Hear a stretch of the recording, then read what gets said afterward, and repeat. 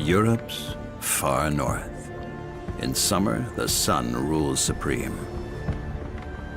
But the winters are long and dark.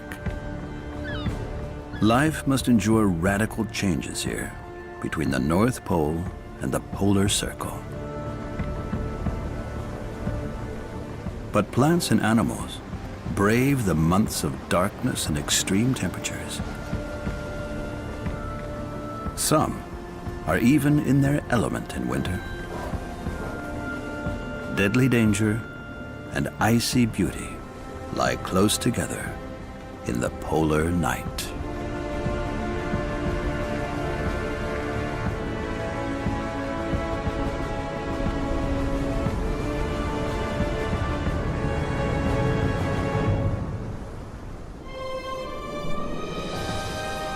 Autumn begins when night and day are of equal length.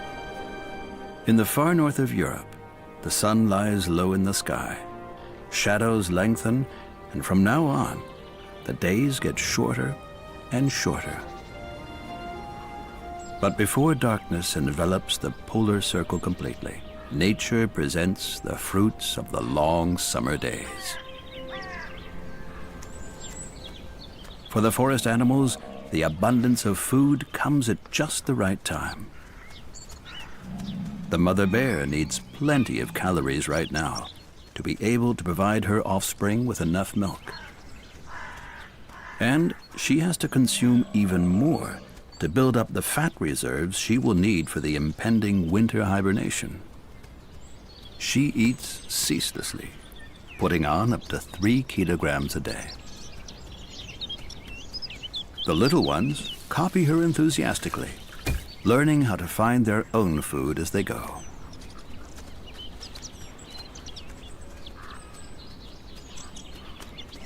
They stick closely to their mother, safe under her protection. There are only a couple more weeks left to feed before they retreat to their cave to hibernate.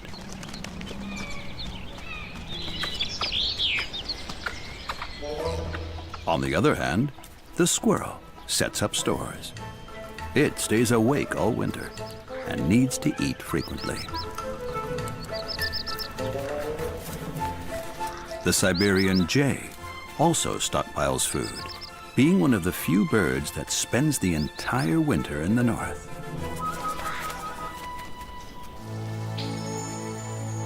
At the end of September, the hours of sunshine are dwindling. Autumn is short in the Arctic. Reindeer have fed well on their summer pastures. Now, autumn's abundance must help them stock up the rest of their winter fat reserves. The weather will soon change, and once there is nothing more for them to eat here, they will have to move on. But there is still a lavish banquet on offer. Scandinavia's lakes are also teeming with food, providing whooper swans with everything they need. There are plenty of berries to be found on the shores.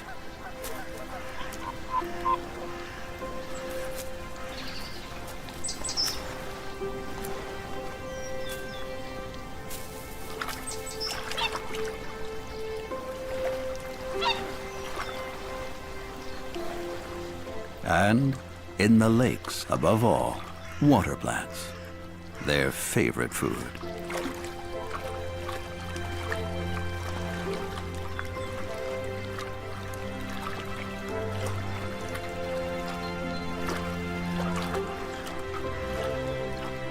But as soon as the lakes freeze over, they're cut off from their food supply.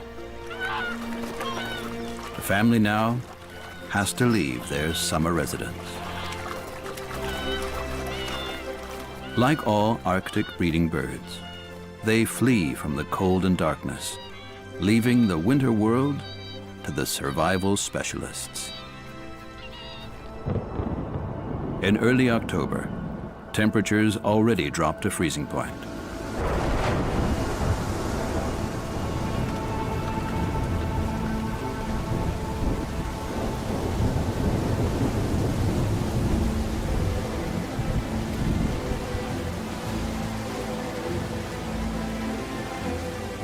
Winter arrives fast and early in polar country.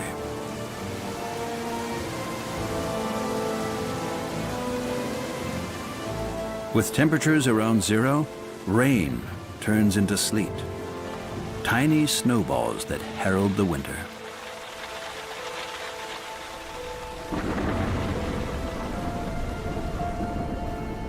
More and more cloud fronts move across the land, with the temperatures dropping ever lower.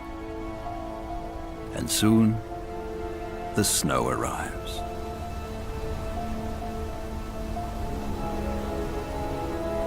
All life seems to have disappeared.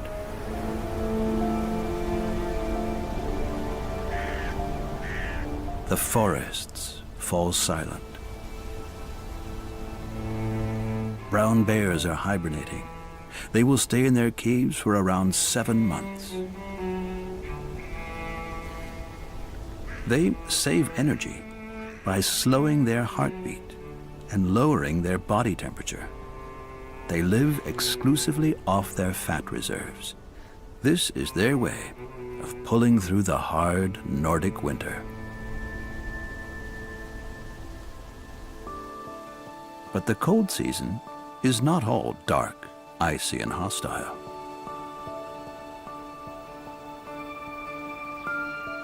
On clear days, when the winter sun peeps over the horizon, it transforms the landscape into a glittering jewel.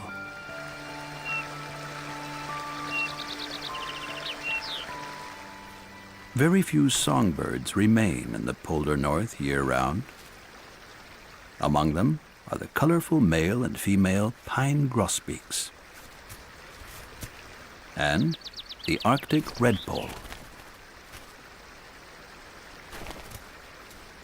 They're hardy and still able to find enough food.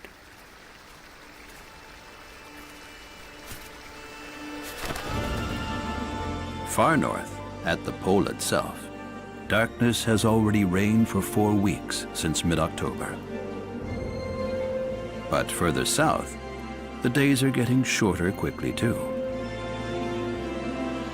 In the polar circle, the sun now only appears for 8 hours.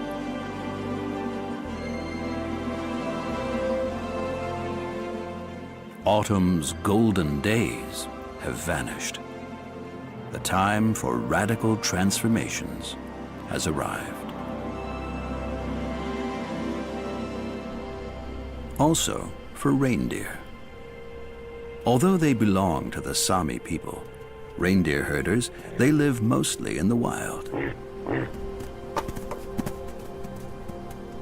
They are ideally adapted to life in the cold and darkness, and even in the most barren Scandinavian winter, can still find enough food to survive. Though they do have to walk a long way for it. In November, the scattered groups gather in huge herds. And at some point, as if by invisible command, the mass migration to their winter pastures begins.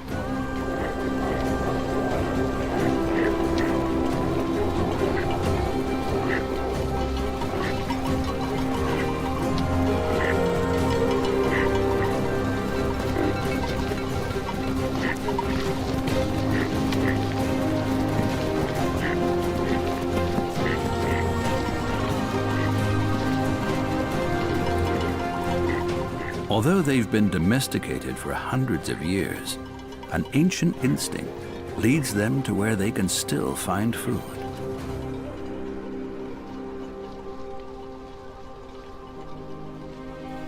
The seasonal extremes in the Earth's polar regions are caused by an astronomical phenomenon.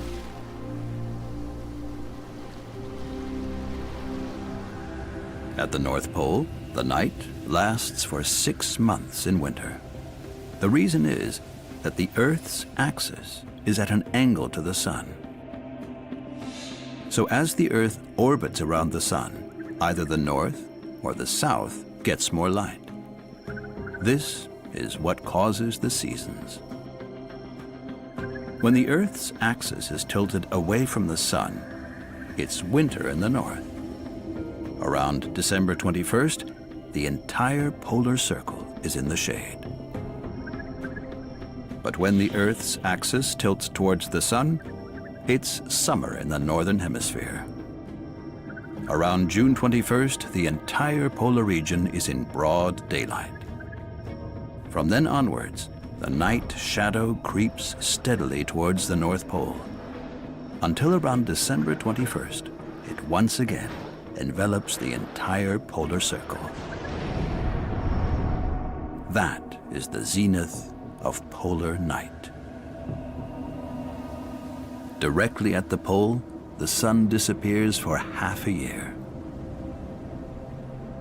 In the north of Norway, in the polar circle, it only disappears for 1 day before reappearing just above the horizon.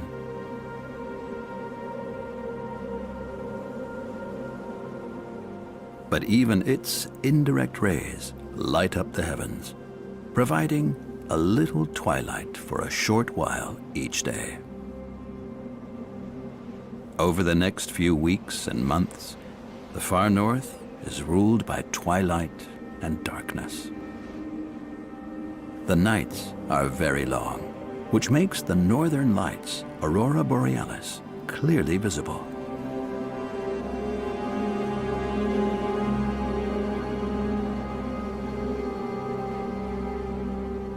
It's not all gloomy night when the sun disappears. On clear nights, the moon is bright enough for survival experts. Like the Arctic fox, there are many animals whose eyes are particularly well adapted to the dim conditions. They have large pupils and highly sensitive retinas. Reindeer also have extremely sensitive eyes.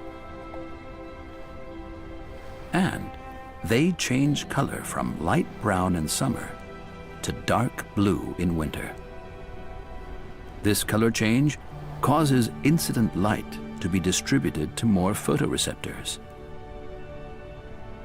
A unique adaptation that's never been observed in any other mammal.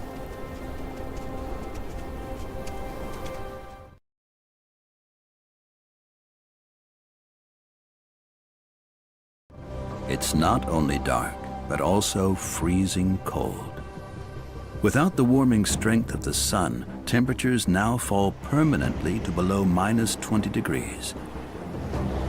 Together with icy winds, conditions could not be more hostile. How do animals and plants manage to get through this inhospitable time unscathed? The most important thing now is to conserve warmth. Musk oxen master this to perfection. They're large, with small ears and short legs. This means the surface of their body is relatively small in relation to its volume. All that prevents loss of warmth. They also have a long, dense coat and a woolly undercoat that's up to 10 centimeters thick. And ample subcutaneous fat provides extra warmth. So winter storms hardly affect them at all.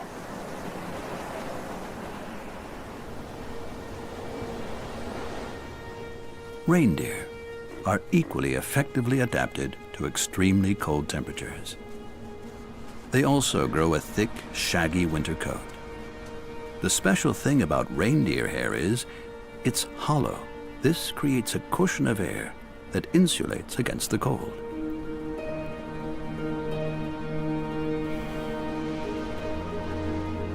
Thermal imaging shows that their coat gives off hardly any warmth at all. The reindeer's nose is equally unusual. Thanks to its special inner structure, the inhaled air is warmed up to body temperature before it reaches their lungs. And it's well supplied with blood. In the thermal image, it really does look like Rudolph the red-nosed reindeer.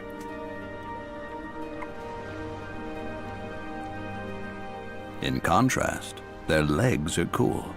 The blood from the body's interior transmits its warmth to the cool blood returning from the exterior.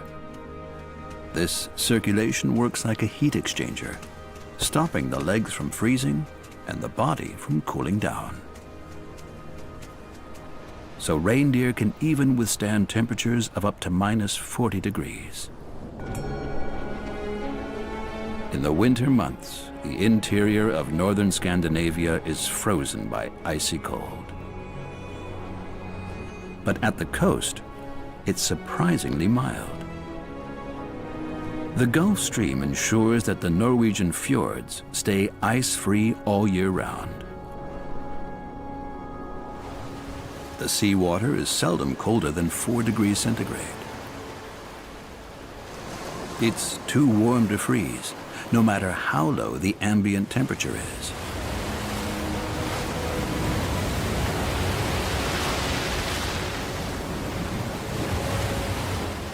Thanks to the mild ocean current, it fosters an unusual biodiversity, even in the far north.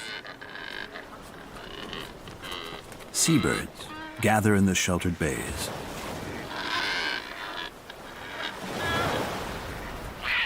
And herons arrive from the frozen hinterland. When it's light enough during the day, they can still find food here.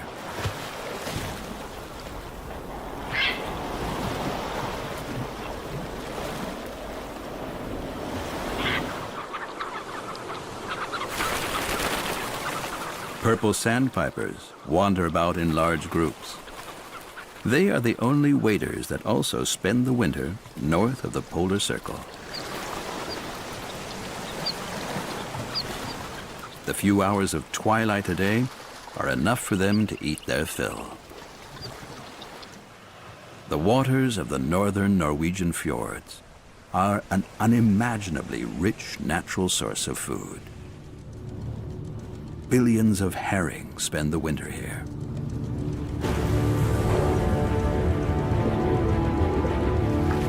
Norwegian killer whales follow the gigantic shoals.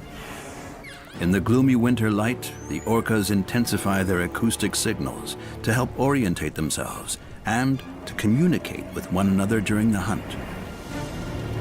Some of them drive the herring to the surface, where the group's hunter whale is waiting. It slaps its flukes again and again into the shoal of fish.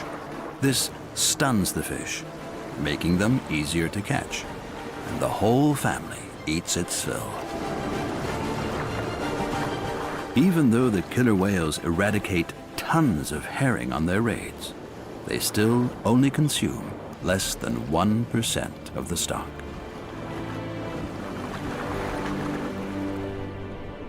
The Gulf Stream keeps the northern European Ocean ice-free, even beyond the Arctic Circle. Though not as far as the Spitsbergen Archipelago, located more than 1,000 kilometers north of Norway.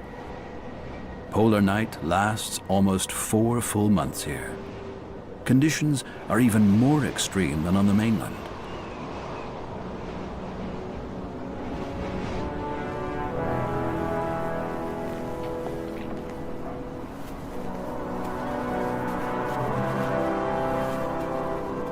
It's the season in which the polar bear is in its element. There is hardly another creature so perfectly adapted to its habitat. Its warm coat doesn't just cover its body, but also its legs and the broad soles of its feet, ensuring that it doesn't sink into the snow. A thick layer of fat insulates it against the cold, even at -40 degrees centigrade. This young male is on the hunt for seals. The frozen sea at the mouth of the Spitsbergen Glacier is its hunting ground.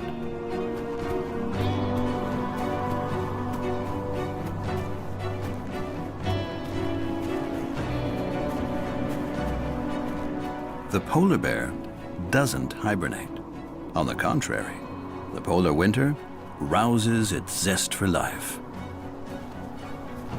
And as long as there's enough ice and snow, he is the indisputable king of the Arctic.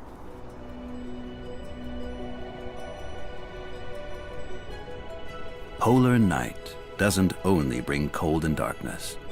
It also sets the scene for a fabulous phenomenon of nature. The northern lights, or aurora borealis, magically transform the night sky. This fascinating natural spectacle is a cosmic phenomenon and, surprisingly, is caused by the sun. Although it can't be seen, it is a prerequisite for the dramatic polar light display.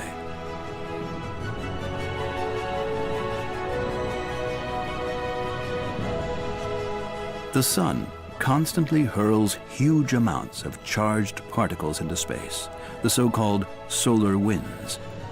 When these reach the Earth's magnetic field, the particles collide with the atoms in the upper atmosphere, and the aurora borealis is born.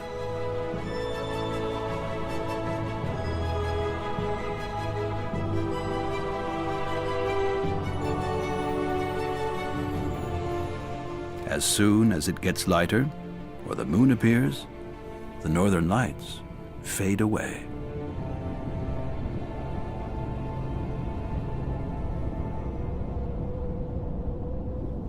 In the twilight of polar night, animals have little time to forage, and as they do, camouflage is a vital key to survival.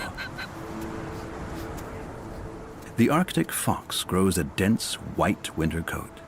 In the snowy landscape, this makes it almost invisible to its prey.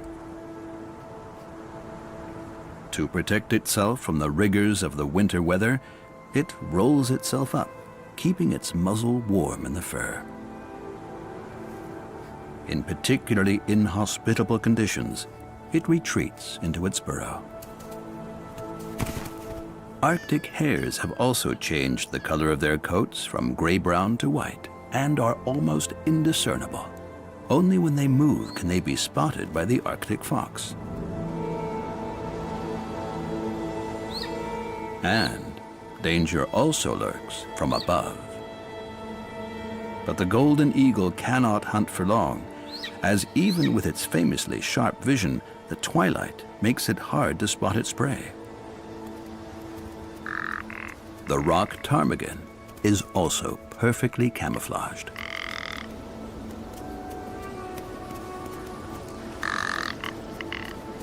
Even when they're eating, they are almost indistinguishable from their surroundings. Nature doesn't always favor the hunter. But without camouflage, life is a risky business.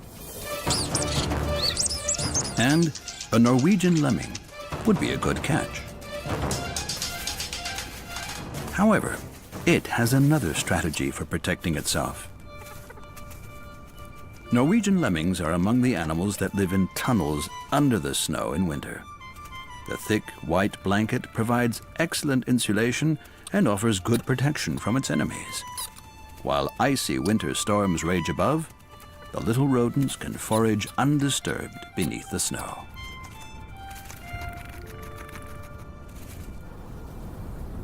In late December, the brighter twilight periods in northern Scandinavia are still very short. Night continues to rule the land, as does extreme weather. Reindeer go in search of higher, more exposed ground, where the wind blows any cover off the ground. This makes it easier to find food. Like few Arctic survival specialists, they can use the almost indigestible lichens that grow here as nourishment. But this meager diet alone cannot cover their energy requirements in winter. They also slow down their metabolism dramatically.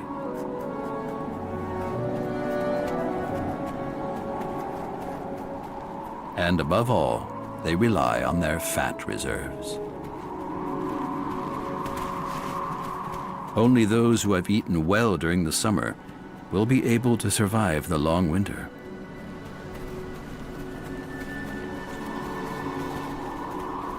The sick and weak have a very poor chance of survival.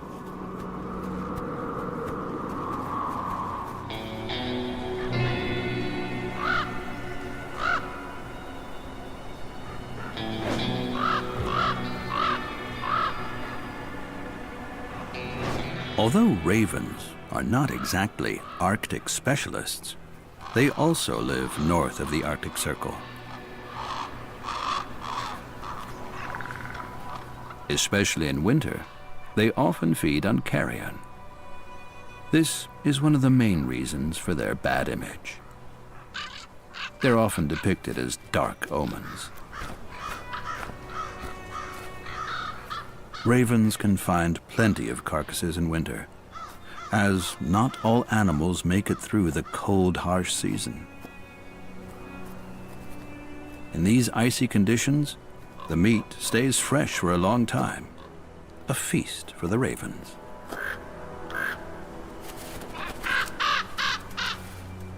Other interested parties are unwelcome. The ravens defend their property.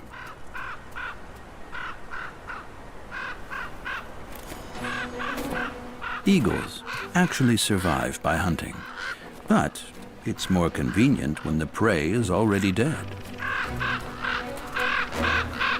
If only it weren't for the ravens. In company like this, eating in peace is impossible.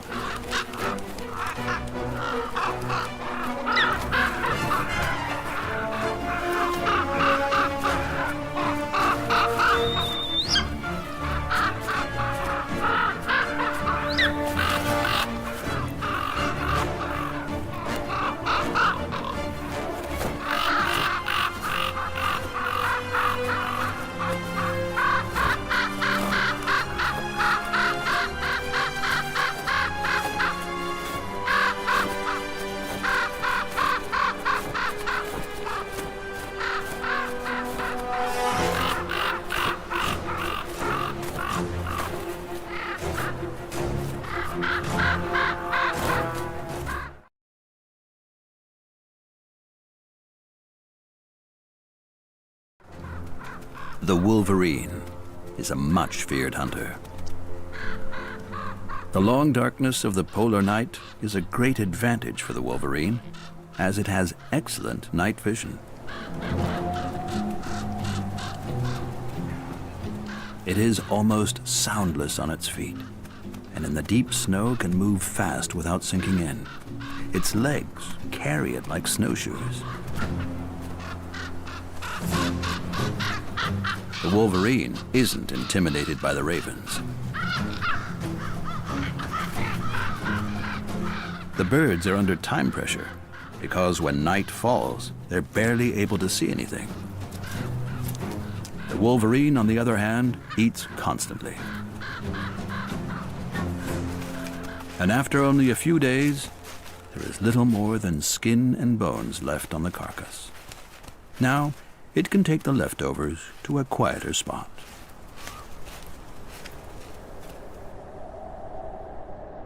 The extremes of life between polar day and polar night have brought about specialized adaptations in more than just the animal world.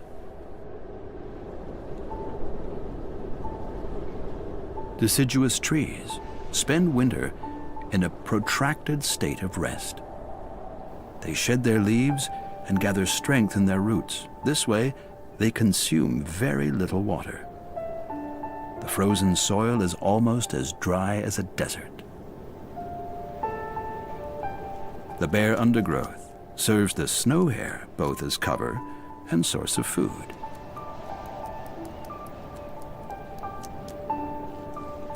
The snow now acts like a platform, and with just a little effort, even a small hare can reach the topmost young shoots.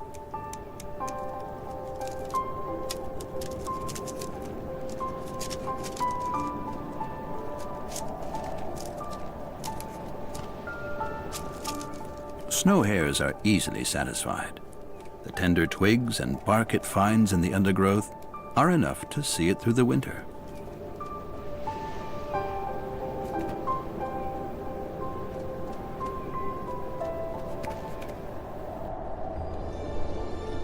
In this dark northern wilderness, only the frugal and well-adapted survive.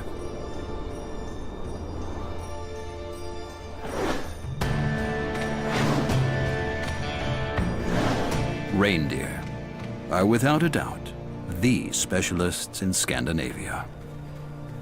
In the forest, they cannot find food on the ground, as it is covered by a deep layer of snow. Instead, they find lichen on the trees. Birch forests especially offer plenty of food.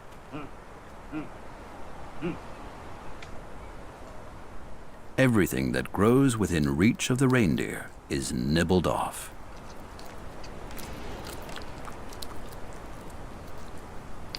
Including the tender shoots at the very tips of twigs and branches.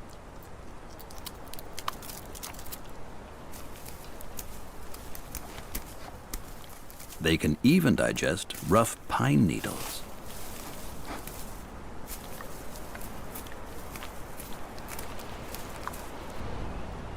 Digestion takes a long time, as the tough food has to be ruminated. But these rest periods also save energy, which is a basic principle for surviving the long winter. The same goes for plants, too. At below zero temperatures, the conifers also halt their growth. But they don't shed their green clothing. They have a different way of reducing their water consumption. Their needles have a very small surface. This is also covered in a layer of wax with a very hard outer skin.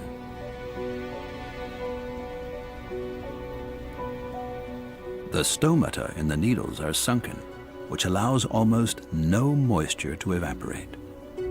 And the sugar concentration in the cells rises significantly, creating an antifreeze agent. In this way, trees prevent themselves from freezing in winter.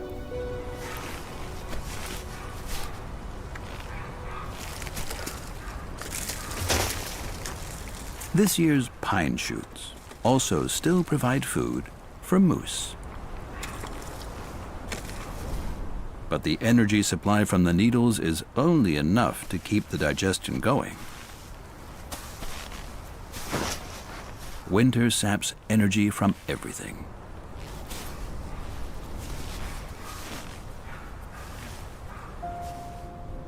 Squirrels live off their hidden stores.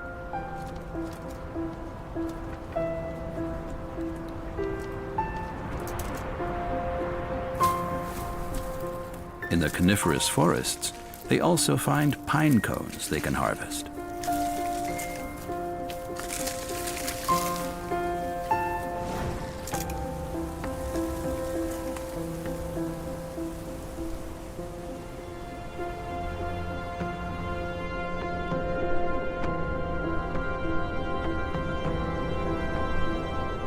Moose often have to walk long distances to find enough of the right food.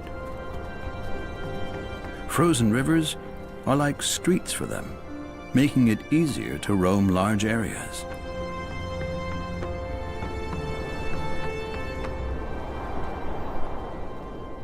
Once the polar night has passed its zenith, the twilight phases start getting longer and brighter. This also goes for Varanga in the north of Norway. In mid-January, the sun is only just below the horizon. Twilight lasts for 6 hours, with nature's spellbinding play of colors.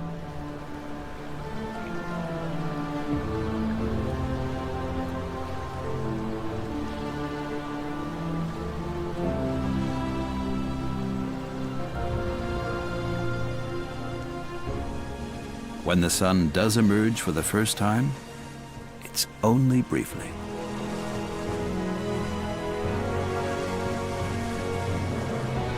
And even though it now appears for longer every day, it often stays hidden behind the clouds. In the northeast of Norway, the coast is notorious for its icy winter storms.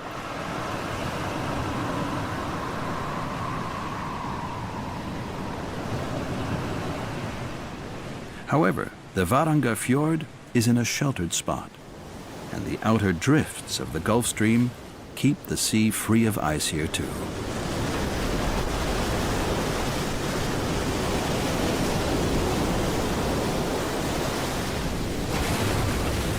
Eider ducks search here mainly for mussels, a difficult task in the surf zone due to poor visibility. But in the washed-up seaweed, they find water insects and snails.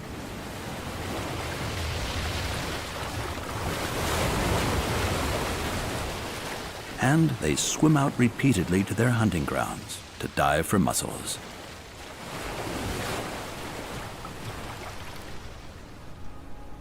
At Varanga Fjord at the end of January, the sun is already above the horizon for several hours.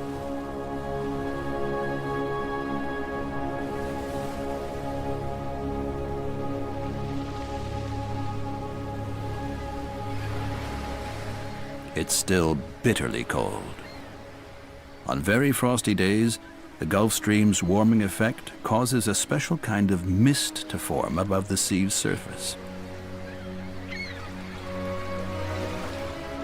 This so-called sea fog only occurs when there is a very big difference in temperature between the surface of the warm water and the cold air.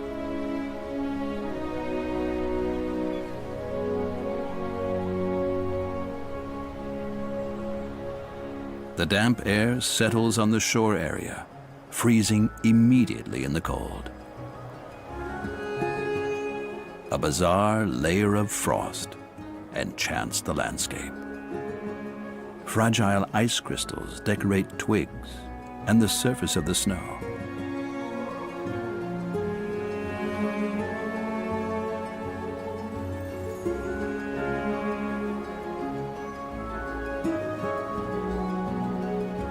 How long this white splendor lasts depends on the weather, which here in the far north is extremely unpredictable.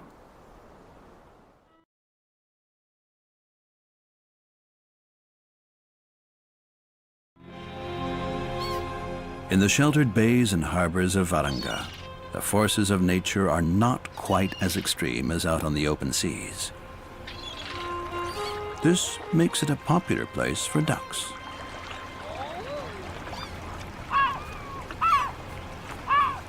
Shallow, calm water. That saves energy when foraging.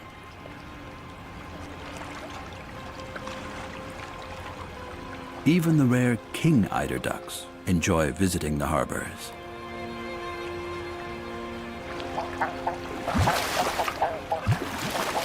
Their summers are spent at the coast in the high Arctic and northern Siberia. They're on a kind of winter holiday here.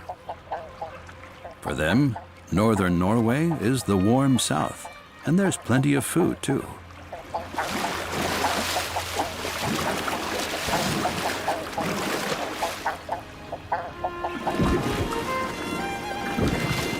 Mussels, sea urchins, and starfish abound here. Seagulls are bad hunters, but very smart. This one watches the ducks and their successful hunting raids carefully.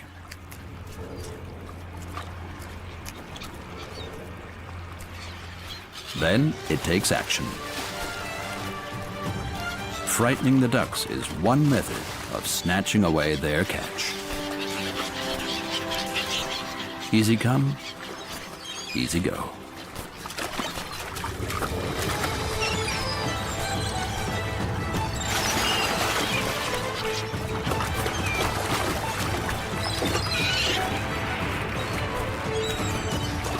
The ducks tirelessly bring starfish to the surface and are just as frequently attacked by the gulls.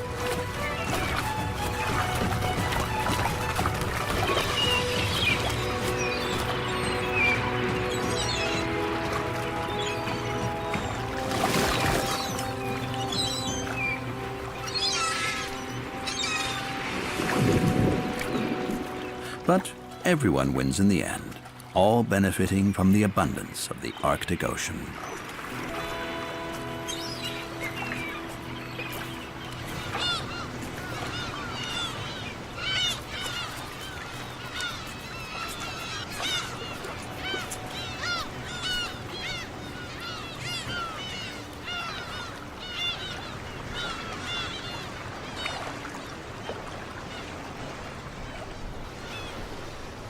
By the middle of February, the sun is visible for nearly 8 hours at Varanga, even though it is still low in the sky.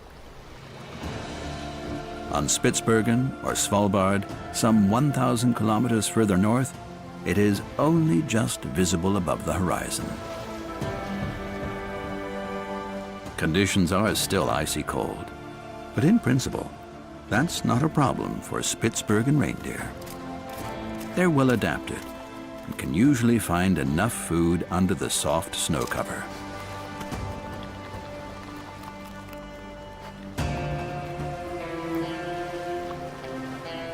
This year, though, the results of climate change are giving them a hard time. In the middle of winter, it got so warm that it rained. This resulted in a thick layer of ice forming on the frozen ground. The reindeer can hardly get at their food anymore.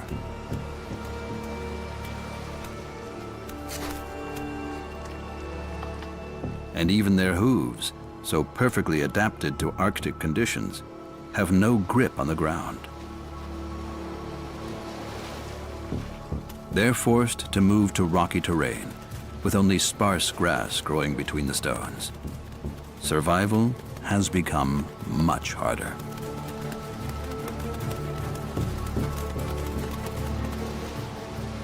Many of them starved to death this winter.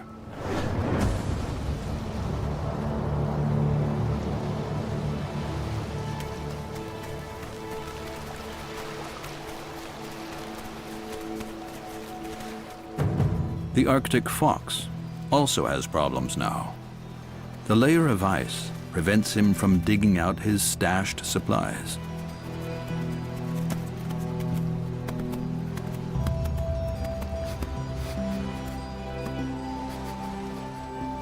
For him, the reindeer carcass means salvation.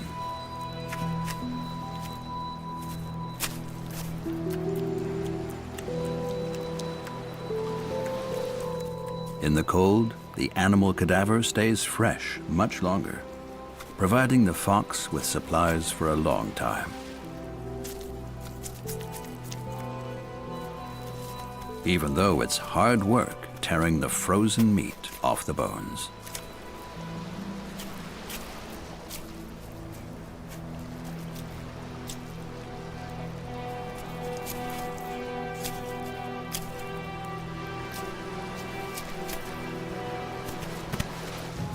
Not everything is consumed in one go. The Arctic fox knows how to manage its resources. And thanks to a snowfall in the interim, its treasure can be hidden under the snow again.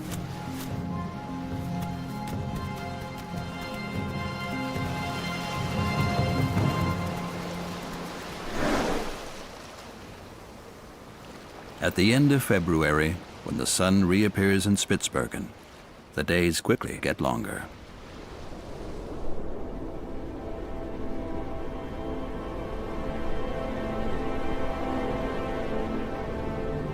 By early March, they already last for 6 hours. But this far north, the landscape remains in a wintry grip for a long while.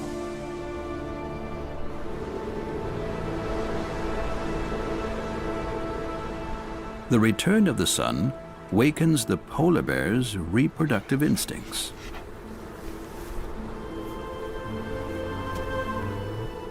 The male positions himself near a family.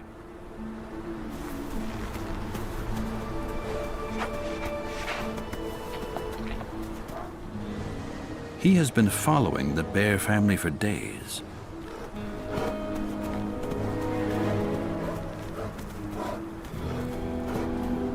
The young ones are almost independent, but still have a lot to learn in order to survive in the Arctic. Using their excellent sense of smell, they track a seal by its scent and practice detecting it under the ice.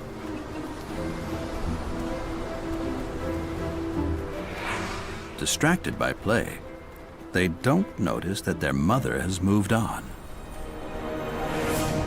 The male senses his chance to conquer the female for himself. He's not the only one following her. A radio collar shows that her movements are also of scientific interest.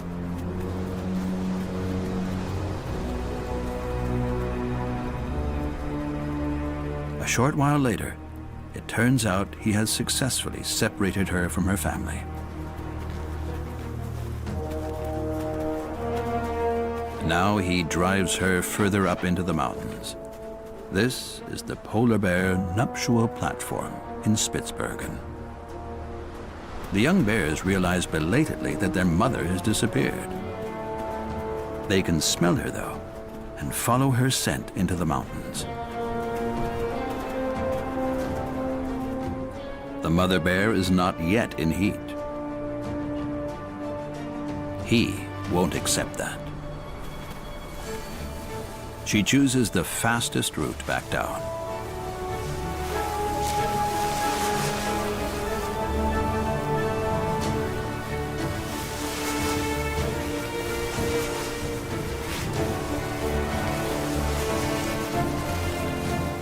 He can't stop her now.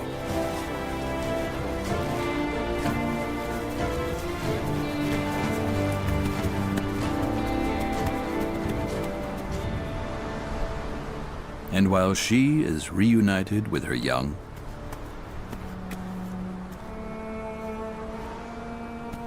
all he can do is beat a frustrated retreat.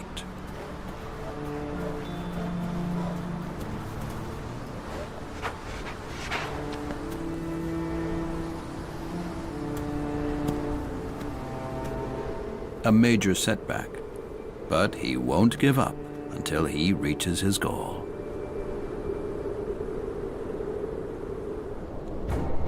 In March, day and night are once again almost equal in length.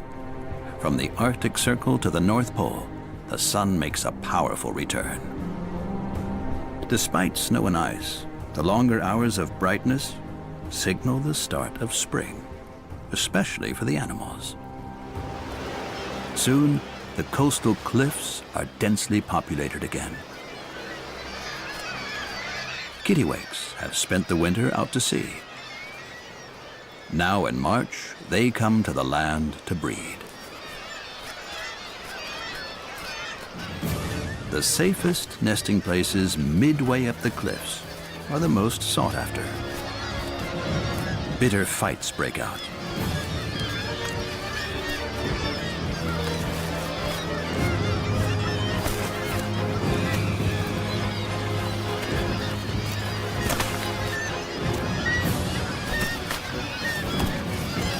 They all want the best for their partner and their offspring.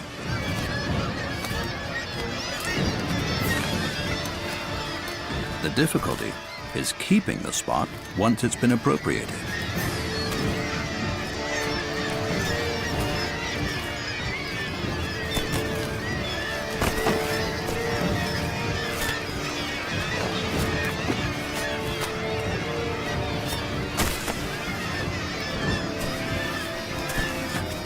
After days of strife, the front lines are finally settled.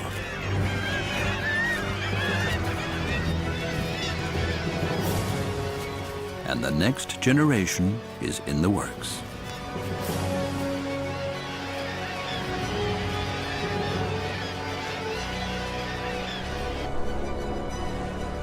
Across the entire polar region, animals and plants are now preparing for summer. At the end of March, the polar night is finally over. The sun reigns supreme. Soon, the reindeer will leave their winter pastures. Most of them have survived the dark time filled with privation. the snow will melt, and the magic of the winter wonderland will fade away.